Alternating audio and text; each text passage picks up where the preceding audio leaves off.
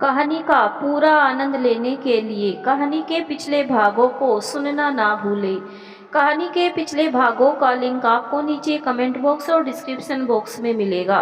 तो चलिए आगे की कहानी शुरू करते हैं। जय श्री कृष्ण, जय श्री राधे, ओम नमः शिवाय, जय माता दी। अब आगे। डॉक्टर, आपने कल कुछ खाया था? कल जानवी ने ड्रिंक कर ली थी। आपको पता है ड्रिंक बच्चे के लिए कितनी हार्मफुल है? निखिल, सॉरी डॉक्टर, हम आगे से ध्यान रखेंगे। अब सॉरी कहने से क्या होगा? डॉक्टर, हमारा बेबी ठीक है ना? डॉक्टर, आपका बेबी पहले से ही नॉर्मल नहीं था और ड्रिंक करके आप उसे और वीक कर रहे हैं। इस ड्रिंक का बेबी पर क्या बुरा असर होगा ये तो उसके आने के बाद पता चलेगा। निखिल, हम कुछ कर नहीं सकते।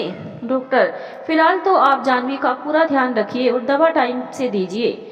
अगर कोई दिक्कत होगी तो मैं तो हूँ ही। Thank you doctor. 7 महीने बाद जानवी को अचानक से दर्द होने लगता है। निखिल उसको जल्दी से हॉस्पिटल ले जाता है। निखिल ओटी के बाहर खड़ा भगवान से प्रार्थना कर रहा था उसके बच्चे को कुछ ना हो। अंदर जानवी की हालत दर्द की वजह से खराब होती जा रही है। उसे ये दर्द बर्दाश्त नहीं हो रहा है। 1 घंटा हो चुका पर निखिल को कोई कुछ बता ही नहीं रहा है कि जानवी कैसी है। थोड़ी देर बाद नर्स एक बच्चे को गोदी में लेकर आती है और निखिल के हाथ में दे देती है। नर्स बेटी हुई है।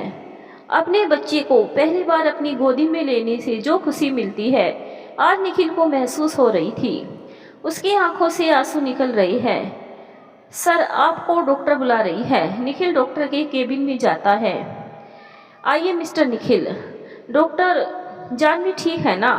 जानवी तो ठीक है पर आपका बेबी क्या हुआ डॉक्टर?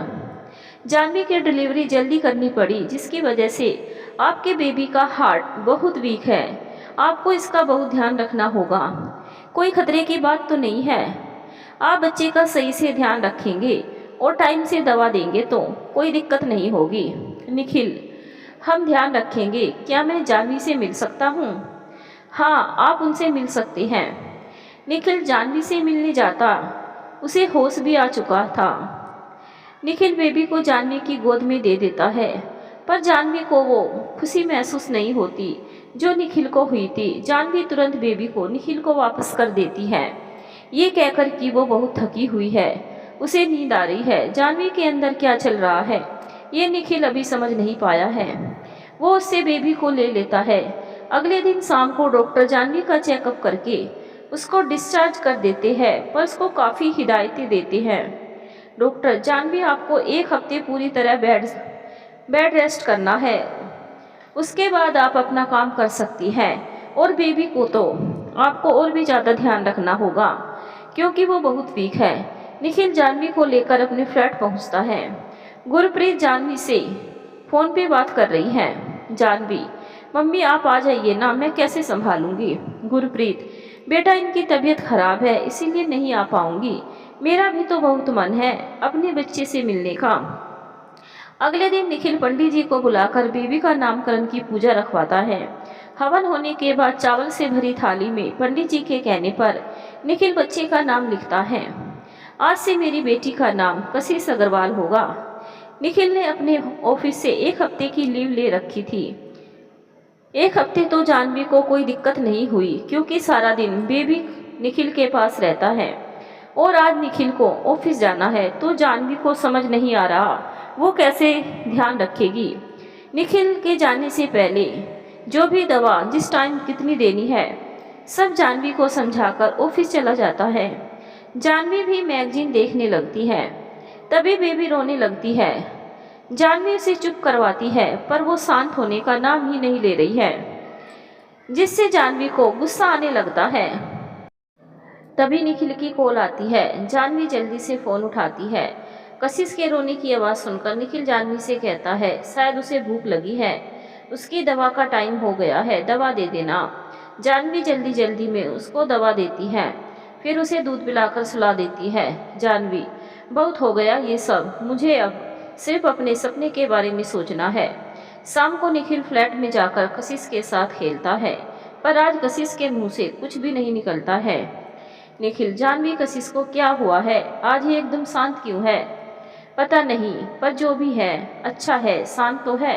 निखिल जानवी की बात सुनकर उसको देखता है। उसके ऐसे देखने से जानवी हड़बड़ा जाती है, जल्दी से बोलती है, मेरा मतलब है आसान थी। पूरे दिन तो मुझे अकेले संभालने में कोई दिक्कत नहीं हुई। सुबह जब कशिश नहीं रोती तो निखिल उसे डॉक्टर के पास ले जाता है। डॉक्टर पूरा चेकअप करके निखिल को अपने केबिन में बुलाती है। डॉक्टर, आप दोनों में से बच्चे को दवा कौन देता है?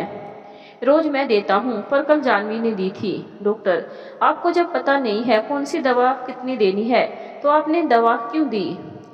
डॉक्टर, क्या हुआ? उन्होंने इन्होंने उस नन्ही सी बच्ची को दवा का ओवरडोज दे दिया है, जिससे उसके नर्वस सिस्टम पर कितना बुरा असर हुआ है। जानवी, डॉक्टर आप कहना क्या चाहते हैं, साफ साफ बताइए। कशिश अब बोल नहीं सकती। डॉक्टर की बात सुनकर निखिल के पैरों तले जमीन ही खिसक जाती है। निखिल, वो ठीक तो हो जाएगी। अभी मैं कुछ नहीं कह सकता, कुछ भी हो सकता है। एक हफ्ते तक कशिश की देखभाल करते करते जानवी थक चुकी थी। उसका अपने सपने को पूरा करना अब मुश्किल हो रहा था। जानवी, अब बहुत हो गया, मैं इस बच्ची की आया बन चुकी हूँ। मुझे मॉडलिंग करनी है, उसके लिए मुझे यहाँ से निकलना है अब। जानवी राहुल को कॉल करती है। जानवी, राहुल मुझे तुमसे अभी मिलना है। मैं अपने घर में हूँ, तुम्हें अगर मिलना है तो मेरे घर आ जाओ। ठीक है, तुम मुझे अपना एड्रेस भेज दो, मैं आ रही हूँ। राहुल जानवी को अपना एड्रेस भेजते हुए मन में सोच रहा है, जानवी को आखिर उससे इतनी रात को क्यों मिलना है। जानवी अपना सामान पैक करके रूम से बाहर आती है। उसको देखकर निखिल पूछता है, जानवी तुम बैग लेकर कहाँ जा रही हो? हाँ, जा रही हूँ क्योंकि थक गई हूँ। मैं एक आया माँ बनकर मेरे सपने को मैं नहीं तोड़ सकती हूँ, इसीलिए मैं जा रही हूँ। निखिल, जानवी तुम कशिश को छोड़कर नहीं जा सकती हो। मैं जा रही हूँ, मुझे अपना सपना पूरा करना है, तुम मुझे छोड़कर नहीं जा सकती हो। अगर तुम मेरे सपनों के बीच में आओगे तो तुम्हें छोड़ना मेरे लिए कोई आसान काम नहीं है। मिस्टर निखिल, वैसे तुम आ चुके हो मेरे सपने के बीच में, तो इसीलिए मैं तुम्हें भी हमेशा के लिए छोड़कर जा रही हूँ। कुछ दिनों में डाइवोर्स पेपर तुम्हें मिल जाएंगे। निखिल जानवी का हाथ पकड़कर उसे हिलाकर कहता है, जानवी तुम पागल हो गई हो अपने सपने के पीछे इतना कि तुम्हें अपनी बेटी भी नहीं दिख रही है? हाँ, नहीं दिख रही है। इतना बोलकर जानवी निखिल से अपना हाथ छुड़ा कर चली जाती है। निखिल को तो समझ ही नहीं आ रहा है उसके साथ क्या हो रहा है। प्रेजेंट। निखिल, जानवी मुझे छोड़कर चली गई, फिर मुड़कर मुझे दोबारा नहीं देखा। अर्पिता, पर वो कशिश को अब क्यों छीनना चाहती है जब वो खुद उसे मरता हुआ छोड़कर चली गई थी? निखिल, वो तो मुझसे बदला लेना चाहती है। किस बात का बदला? फ्लैशबैक। जानवी राहुल के घर जाती है। राहुल, जानवी तुम इतनी रात को अपना सामान लेकर यहाँ। राहुल, तुम सही थे, मुझे उस बच्चे को अवॉइड कर देना चाहिए था। चलो कोई नहीं, तुम्हें अब समझ में आ गया है, तुम अभी से जुट जाओ अपने सपने को पूरा करने के लिए। अब वही करना है। तुम मेरा एक काम कर दोगे? बोलो क्या काम है, तुरंत पूरा हो जाएगा। डिवोर्स पेपर बनवाने हैं। किसका डिवोर्स? मैं निखिल से डिवोर्स ले रही हूँ। अब मुझे अपना सपना पूरा करना है बस। कल पेपर्स तुम्हारे हाथ में होंगे। थैंक यू, अब मैं चलती हूँ। तुम इतनी रात में कहाँ जाओगी? किसी होटल में रुक जाऊंगी। तुम मेरे घर में रह सकती हो, वैसे भी मैं अकेले रहता हूँ। तुम रहोगी तो मुझे भी पार्टनर मिल जाएगा। पर मैं कैसे? राहुल, अब तुम मेरी कंपनी ज्वाइन कर रही हो तो तुम्हें वैसे भी फ्लैट मिलेगा, तो तुम यहीं रह लो। अकेले रहने से तो अच्छा ही है। जानवी, ठीक है। राहुल, चलो मैं तुम्हें तुम्हारा रूम दिखा दूँ, तुम रेस्ट करो, थोड़ी देर में फिर डिनर पे मिलते हैं। जानवी को रूम में छोड़कर राहुल अपने रूम में जाता है। राहुल, सच कहते हैं भगवान जब भी देता है छप्पर फाड़ कर देता है। मेरा इंतजार सफल हुआ। अब जानवी को मेरी लाइफ में आने से कोई नहीं रोक सकता, कोई भी नहीं।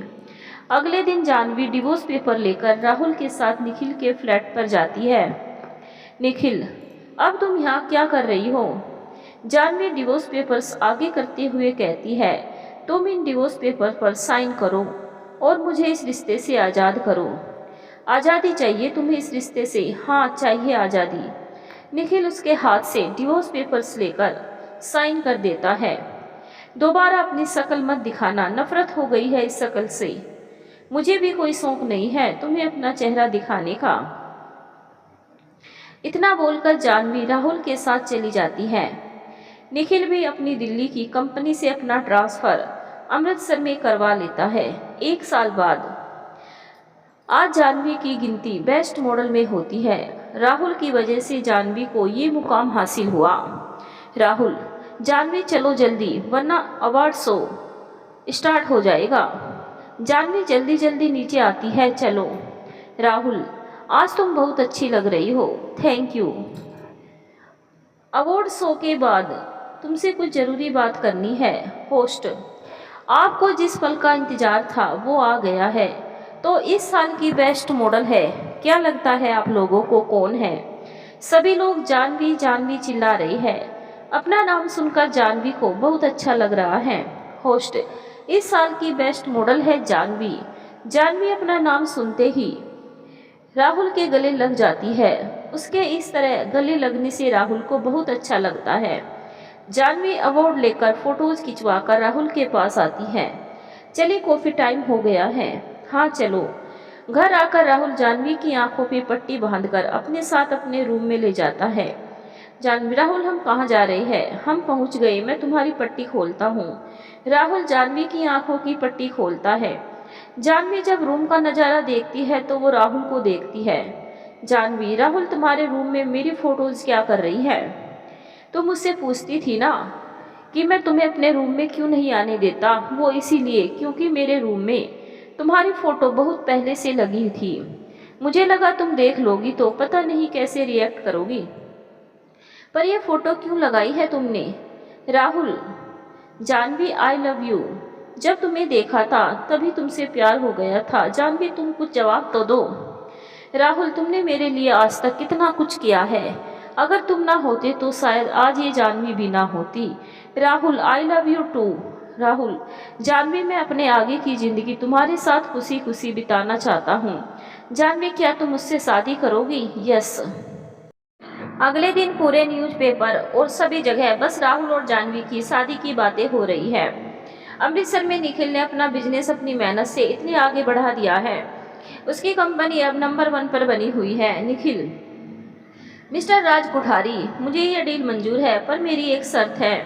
कैसी शर्त? मिस्टर अग्रवाल, आप हमारी कंपनी की मॉडल का यूज करेंगे रैंप वॉक के लिए। राज कोठारी, मुझे मंजूर है। जानवी के हाथ से एक एक करके सारे प्रोजेक्ट जा रहे हैं जिससे राहुल की कंपनी को भी बहुत नुकसान हो रहा है, जिसके कारण राहुल जानवी को निखिल से मिलकर बात करने को भेजता है। निखिल, तुम मेरे साथ ऐसा नहीं कर सकते हो। मैंने क्या किया है? मैं तो बस अपनी कंपनी को ऊंचाई पर ले जा रहा हूँ। जानवी, मुझे नीचे गिराकर। निखिल, तुम नीचे गिरो या ऊपर, मुझे इससे क्या? मुझे तो अपना काम करना है जो मैं कर रहा हूँ। उतना बोलकर निखिल अपने ऑफिस में जाने लगता है। जानवी उसे रोकने के लिए पीछे जाती है पर निखिल अपने गार्ड से कहता है कि उसे अपने ऑफिस में कोई भी गिरी हुई चीज़ नहीं चाहिए। उसकी बात सुनकर जानवी खुद ही उसके पीछे नहीं जाती। 1 हफ्ते के अंदर राहुल की कंपनी के पास कोई भी प्रोजेक्ट नहीं बचा जिसको वो सह नहीं पाता और उसके पैनिक अटैक आने लगते हैं। राहुल के लिए उसकी इमेज बहुत इम्पोर्टेंट है।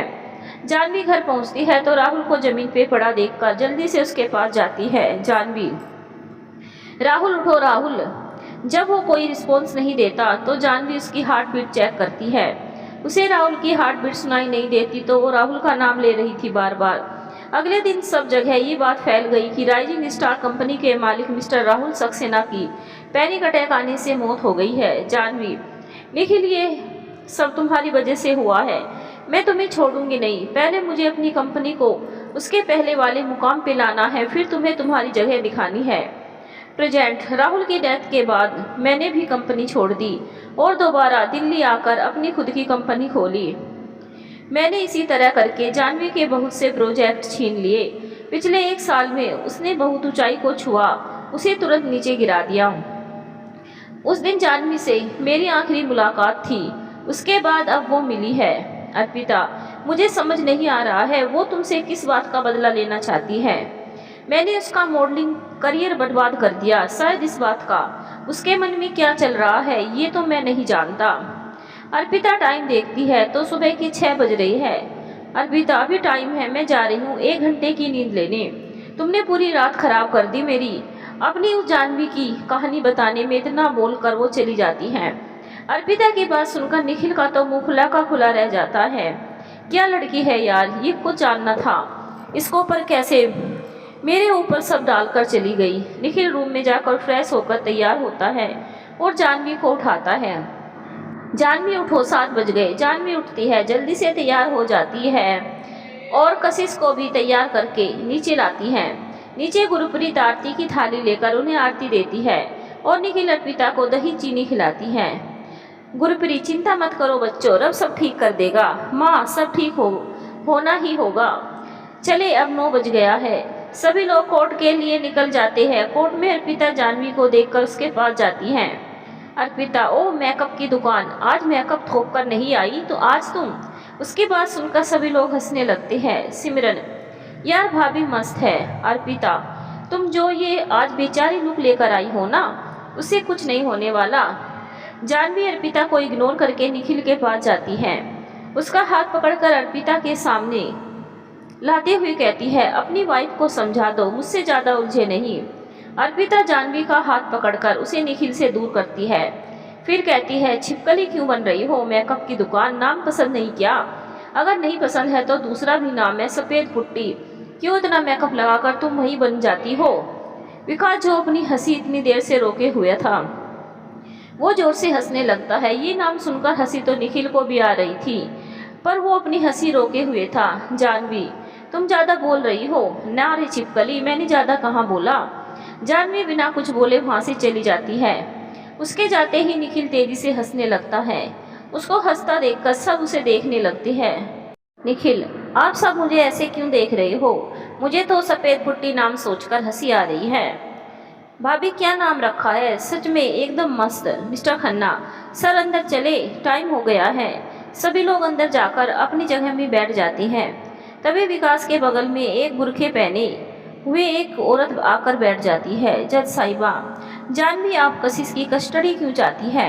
जानवी, कशिश को एक माँ के प्यार की, उसके साथ की ज़रूरत है। मिस्टर खन्ना, उसके पास उसकी माँ अर्पिता है। जानवी, पर मैं हूँ उसकी माँ, मुझे मेरी बेटी वापस चाहिए। मिस्टर खन्ना, जब आप उसे मरता हुआ छोड़ के चली गई थी तब आपको याद नहीं था आप उसकी माँ है?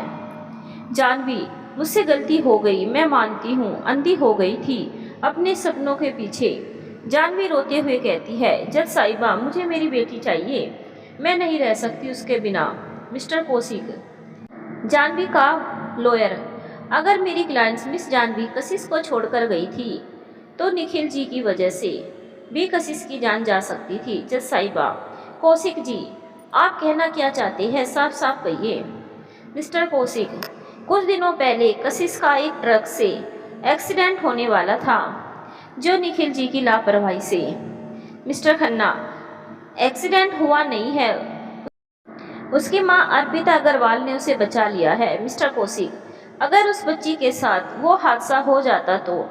जज साहिबा, हम कशिश से जानना चाहते हैं उसे किसके साथ रहना है, जानवी मम्मी के साथ या पापा के साथ? कशिश डर की वजह से रोने लगती है। उसको इस तरह रोता देखकर अर्पिता उसे गोदी ले लेती है। जज साहिबा, इस केस का फैसला अब 2 दिन के बाद होगा। सभी लोग चले जाते हैं। जानवी, इस अर्पिता का कुछ करना होगा वरना ये सारा खेल खराब कर देगी। जानवी मयंक के पास फोन करती है। मयंक, अब क्या काम आ गया तुम्हें? जानवी, तुम जहाँ भी हो तुरंत वहाँ से निकलो और मुझे मेरे घर पे मिलो। मयंक, ये औरत मुझे चैन से जीने नहीं देती। जानवी कोर्ट से बाहर आती है तो गौतम उसके सामने आ जाता है। जानवी, तुम यहाँ क्या कर रहे हो? गौतम, मैंने सुना है तुम ये केस हारने वाली हो।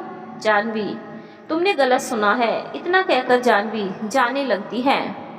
गौतम, जब तक अर्पिता है तुम ये केस नहीं जीत सकती हो। सुना तुमने, मैं तुम्हारी मदद कर सकता हूँ। गौतम की बात सुनकर जाह्नवी उसके पास वापस आती है। जाह्नवी, तुम मेरी मदद क्यों करोगे और कैसे? गौतम, अर्पिता ने उस निखिल के लिए मुझे छोड़ा था। अगर वो मेरी नहीं हो सकती तो मैं उसे किसी का नहीं होने दूंगा। तुम क्या करोगे? अर्पिता को मरना होगा, उसे मरना होगा। तुमने सही कहा, अगर अर्पिता नहीं होगी तो कशिश की कस्टडी मुझे मिलेगी। और जाह्नवी कुछ बोल पाती इससे पहले ही गौतम बोलता है, और वो तड़प तड़प कर मरेगा।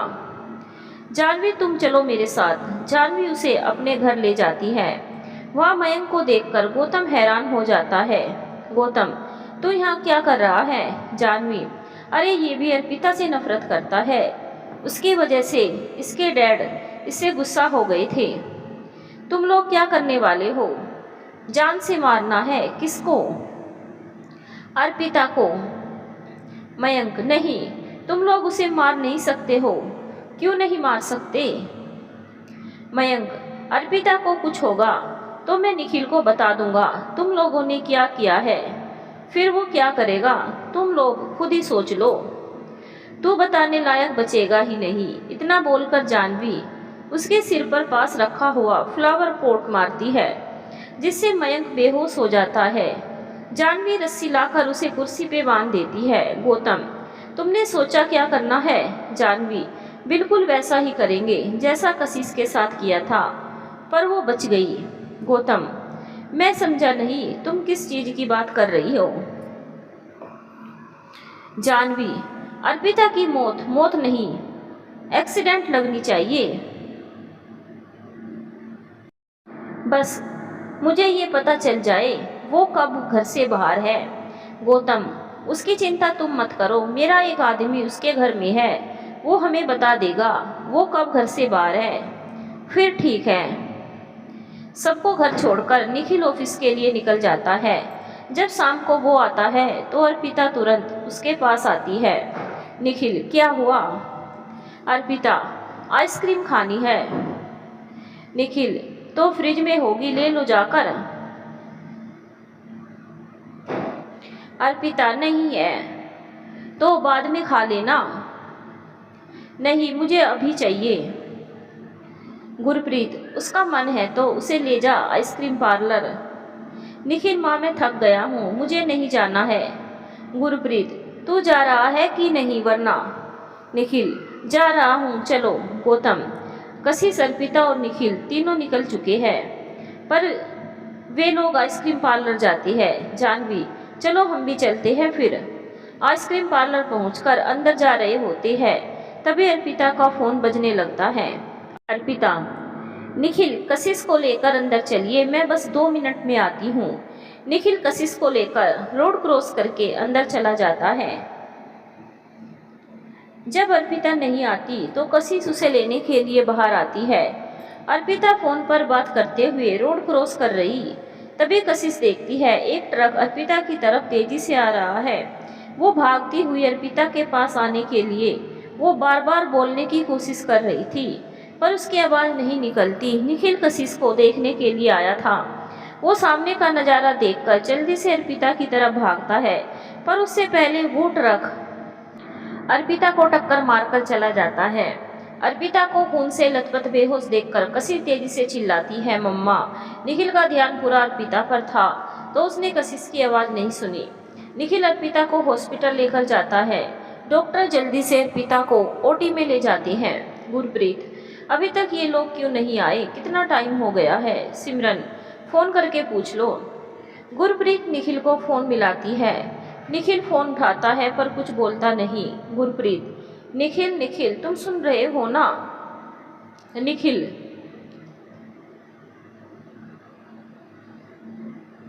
गुरप्रीत की आवाज़ सुनकर रोने लगता है। उसके रोने की आवाज़ सुनकर गुरप्रीत फिर उससे पूछती है, निखिल बेटा क्या हुआ, बताओ तो। माँ, अर्पिता का, इतना बोलकर वो फिर रोने लगता है। गुरप्रीत, निखिल तुम कहाँ हो इस टाइम, ये बताओ। हॉस्पिटल में। कौन से हॉस्पिटल में? हम अभी आ रहे हैं। City hospital. माँ, कौन है हॉस्पिटल में? सिमरन बोलती है। गुरप्रीत, निखिल हॉस्पिटल में है, वो इतना रो रहा है कि ठीक से कुछ बता ही नहीं पा रहा है। सिमरन, चलो जल्दी से चलते हैं। नर्स ओटी से बाहर आती है। उसे देखकर निखिल जल्दी से उसके पास जाकर पूछता है, अर्पिता कैसी है? नर्स, सर अभी कुछ नहीं कह सकते, उनका काफ़ी ब्लड लॉस हो चुका है और हमारे ब्लड बैंक में ओ पॉजिटिव ब्लड नहीं है। इस टाइम आप कहीं से भी जल्दी से ब्लड अरेंज कीजिए। घर में किसी का भी ब्लड ग्रुप ओ पॉजिटिव नहीं है, इतना जल्दी ब्लड का अरेंजमेंट कैसे होगा? मेरा ब्लड ग्रुप ओ पॉजिटिव है, मैं दूंगा अर्पिता को ब्लड। निखिल पीछे मुड़कर देखता है तो पीछे मयंक खड़ा था। नर्स, जल्दी चलिए सर। मयंक जल्दी से नर्स के पीछे जाता है। निखिल सिर दीवार से टिकाकर आंख बंद किए बैठा देखकर कशिश निखिल के पास आती है। अपने नन्हे नन्हे हाथ को निखिल के हाथ में रखती है। उसके हाथ रखने से निखिल अपनी आंखें खोलकर उसे देखता है। कशिश, पापा मम्मा ठीक हो जाएगी। कशिश की आवाज़ सुनकर वो हैरान हो जाता है। निखिल, कशिश बच्चे एक बार फिर से पापा बोलो ना। पापा। निखिल कशिश को गले लगाकर रोने लगता है। निखिल, अर्पिता आज कशिश ने मुझसे बात की, प्लीज़ जल्दी से ठीक हो जाओ। तुम्हें उसकी आवाज़ सुननी थी ना। कशिश, पापा मम्मा ठीक हो जाएगी ना? हाँ बच्चे, आपकी मम्मा जल्द ही ठीक हो जाएगी। मयंक अर्पिता को ब्लड देकर बाहर आता है। उसको देखकर निखिल उसके पास आकर कहता है, थैंक यू मयंक, तुमने आज अर्पिता को बचाकर मेरे ऊपर एक बहुत बड़ा एहसान किया है। मयंक, निखिल ऐसे मत बोलो, आज मैंने अपनी सारी गलतियों का प्रायश्चित किया है। इतना बोलकर वो निखिल के गले लग जाता है। उसके गले लगने से निखिल को थोड़ा अच्छा लगता है। मयंक निखिल को एक एनवेलप देता हुआ कहता है, निखिल ये तुम्हें परसों केस को जीतने में मदद करेगा। इतना बोलकर मयंक वहाँ से चला जाता है। निखिल एनवेलप को अपनी पॉकेट में रख लेता है। जानवी और गौतम जब घर पहुँचते हैं वहाँ मयंक को ना पाकर जानवी गुस्से में अपना हाथ टेबल पर मारते हुए कहती है, मयंक भाग गया, अगर उसने निखिल को सब सच बता दिया तो हम बर्बाद हो जाएंगे। गौतम, हमें उसे ढूंढना होगा। जानवी किसी को कॉल लगाकर कहती है, मेरी बात ध्यान से सुनो, तुम्हें एक फ़ोटो भेज रही हूँ, मुझे वो आदमी 1 घंटे के अंदर अंदर मेरे सामने चाहिए। गौतम, तुम्हें क्या लगता है मयंक निखिल तक पहुँच चुका होगा? जानवी, तुम अगर अभी चुप नहीं हुए तो मैं तुम्हें निखिल के पास पार्सल कर दूंगी, प्रूफ के साथ कि तुमने अर्पिता को मरवाया है। जानवी की बात सुनकर गौतम चुप हो जाता है। गुरप्रीत और सिमरन हॉस्पिटल पहुंचकर निखिल को कॉल करते हैं। सिमरन, भाई हम हॉस्पिटल पहुंच गए हैं, आप कहाँ हो? निखिल, 2nd फ्लोर में आ जाओ। दोनों 2nd फ्लोर में जाती है। गुरप्रीत, क्या हुआ बच्चे?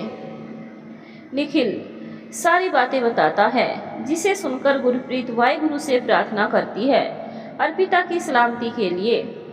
कशिश गुरप्रीत के पास आकर उनका दुपट्टा पकड़कर खींचती है। गुरप्रीत उसे गोदी में लेकर कहती है, आपकी मम्मा जल्दी ही ठीक हो जाएगी। कशिश, पापा ने कहा है दादी मम्मा ठीक हो जाएगी। कशिश के मुंह से ये बात सुनकर सिमरन और गुरप्रीत दोनों निखिल की तरफ देखने लगते हैं। निखिल, आप लोग ऐसे मत देखो, ये सब अर्पिता की वजह से हुआ है। जब अर्पिता का एक्सीडेंट हुआ था तब शायद अर्पिता को बचाने के लिए उसने बोलने की बहुत कोशिश की और उसका नतीजा आपके सामने है। गुरप्रीत, ये कुड़ी हमारे परिवार के लिए वाहिगुरु का भेजा हुआ फरिश्ता है, जिसके आने से सारी परेशानियां जा रही हैं। बस अब वाहिगुरु से यही अरदास है, मेरी बच्ची जल्दी से ठीक हो जाए। रात में डॉक्टर ओटी से बाहर निकलती है। निखिल, डॉक्टर अर्पिता कैसी है? डॉक्टर, अब वो खतरे से बाहर है, उन्हें सुबह तक होश आ जाएगा। आप सभी इस बात का ध्यान रखिएगा, उन्हें किसी भी तरह का कोई स्ट्रेस ना हो। निखिल, हम पूरा ध्यान रखेंगे डॉक्टर। क्या हम मिल सकते हैं अर्पिता से? डॉक्टर, अभी नहीं, कल सुबह आप मिल सकते हैं। सुबह अर्पिता को होश आ जाता है। नर्स डॉक्टर को बुलाती है। डॉक्टर आकर उसे चेक करती है। अर्पिता, डॉक्टर मुझे मेरी फैमिली से मिलना है। नर्स, इनके फैमिली मेंबर से कह दीजिए वो एक एक करके इनसे मिल सकती है। नर्स बाहर आकर निखिल से कहती है, आप अर्पिता से मिल सकते हैं। निखिल कशिश के साथ अर्पिता से मिलने जाता है।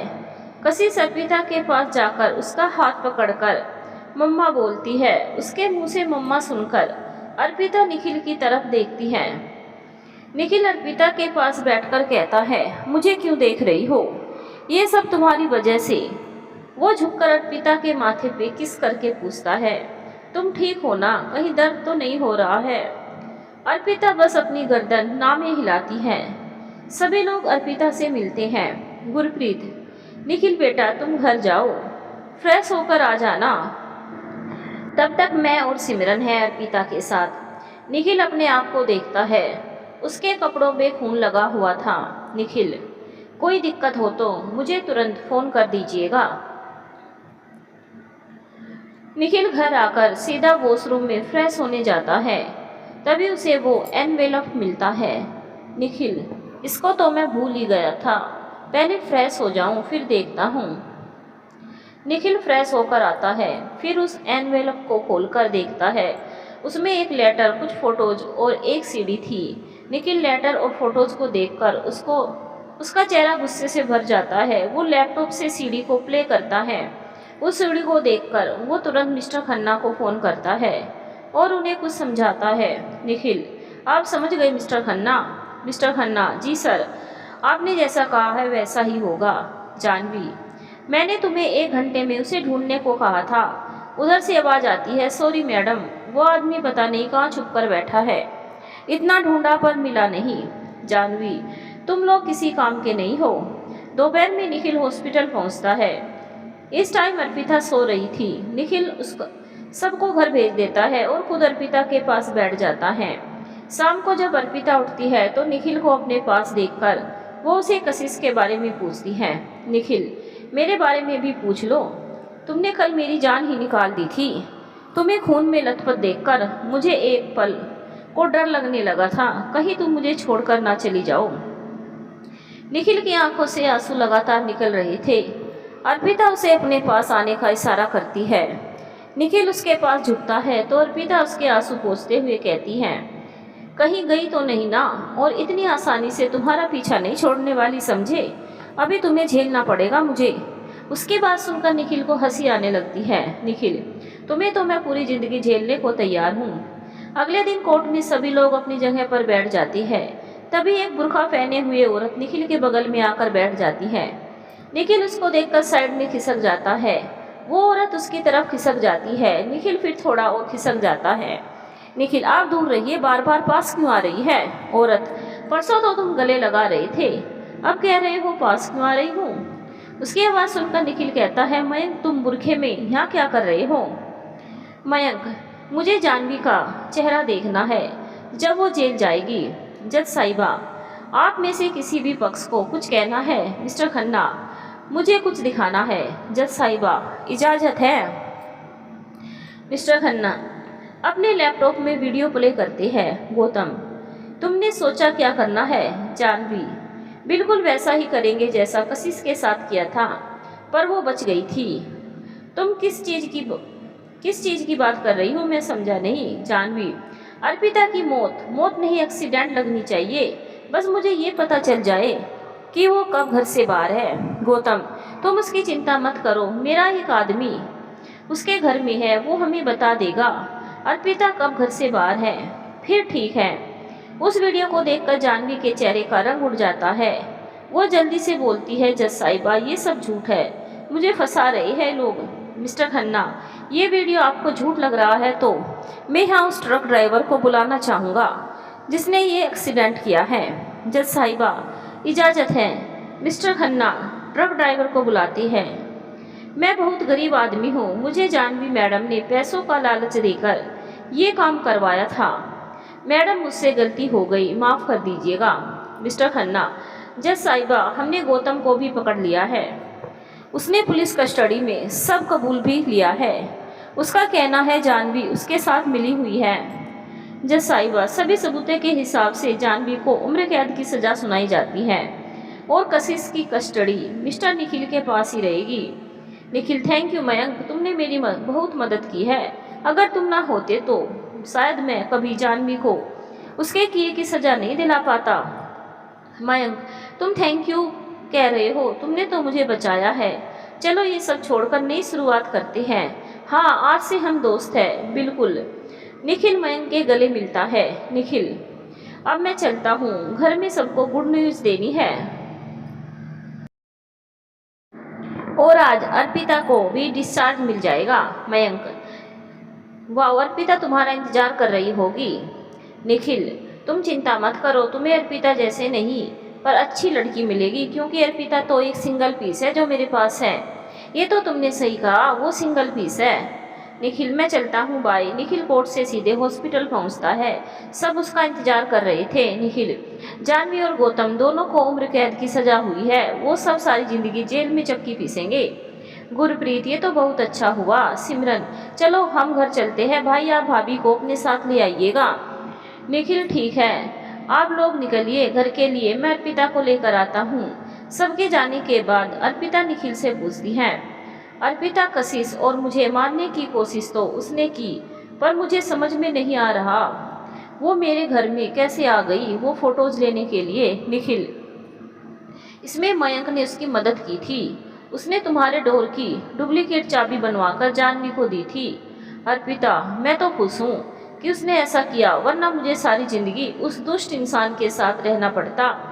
निखिल, अब तो तुम खुश हो जाओ, क्योंकि तुम्हें मेरे जैसा हैंडसम मिला है। अर्पिता, इतने भी हैंडसम नहीं हो तुम जितना इतराते हो। तुम तो भगवान का शुक्र मनाओ जो तुम्हें मैं मिल गई, वरना मुझे तुम्हें कोई भी नहीं मिलती। निखिल, लाइन लगी है मेरे पीछे लड़कियों की। अर्पिता, ठीक है, वो सब अब घर चलो, वरना सबका फोन आना शुरू हो जाएगा। निखिल और अर्पिता घर पहुंचते हैं। गुरप्रीत उनकी आरती उतारती है, फिर नज़र उतारकर उन्हें घर के अंदर बुलाती है। विकास, मैं जरूरी मीटिंग के लिए बाहर क्या गया, आपने अपना क्या हाल बना लिया है भाभी?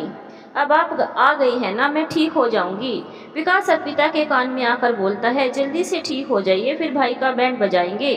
अर्पिता, मजा आएगा। निखिल, चलो अब रूम में चलकर रेस्ट करो, डॉक्टर ने रेस्ट करने को बोला था। निखिल अर्पिता को सारा देखकर रूम में ले जाता है। अर्पिता, निखिल, मुझे ड्रेस चेंज करनी है, कल से पहने हुए हूँ। निखिल अर्पिता का नाइट सूट वॉशरूम में रखकर उसे वॉशरूम में ले जाता है। निखिल, तुम चेंज कर लो, मैं बाहर खड़ा हूँ, मुझे आवाज़ दे देना। अर्पिता कपड़े चेंज करके निखिल को आवाज़ देती है। निखिल उसे बाहर लाकर बेड पे लिटा देता है। निखिल, अब तुम रेस्ट करो, थक गई होगी। ऐसे ही 1 महीना बीत जाता है। अर्पिता बिल्कुल ठीक हो चुकी है। अब वो निखिल के साथ ऑफिस भी जाने लगी है। अर्पिता अपनी नाइट ड्रेस पहनकर आईने के सामने खड़ी अपने बालों को सही कर रही थी। तभी निखिल उसको पीछे से आकर अपनी बाहों में भर लेता है। अर्पिता के बालों से आती हुई खुशबू निखिल को अपनी तरफ खींच रही थी। निखिल अर्पिता के बालों को एक साइड करके उसके कंधे पर किस करता है।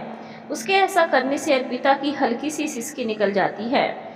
निखिल अर्पिता को अपनी तरफ घुमाता है और उसके ठंडे होठों पर अपने होठ रख देता है। अर्पिता उसकी पकड़ से छूटकर दूर हो जाती है। निखिल उसके पास नहीं जाता। अर्पिता को जब निखिल का एहसास अपने पास नहीं होता तो वो पीछे मुड़कर देखती है। निखिल उसे देख रहा था। अर्पिता उसकी नज़रों को अपने ऊपर देखकर नजरें झुका लेती है।